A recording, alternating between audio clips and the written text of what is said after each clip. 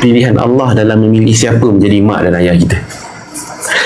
Pilihan Allah dalam memilih siapa yang akan jadi adik-beradik kita.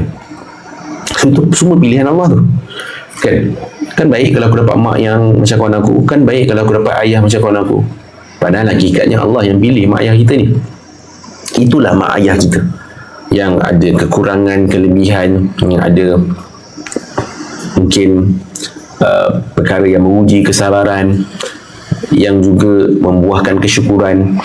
Jadi bila kita berada dalam condition subhanaka inni, maha suci engkau ya Allah, dan kita terima, accept yang apa yang Allah dah bagi dalam hidup kita, oh ini yang terbaik, ini yang terbaik sekali.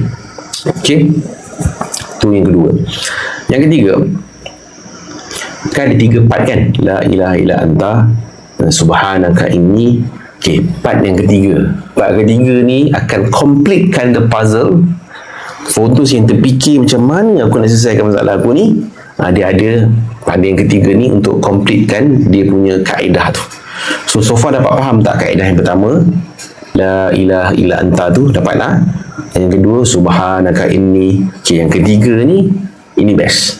Tapi sebelum tu saya nak tanya, setakat ni faham tak? Faham boleh tak tulis nombor 1? Faham? Tulis nombor 1 je. Nak tengok berapa ramai yang faham setakat ni.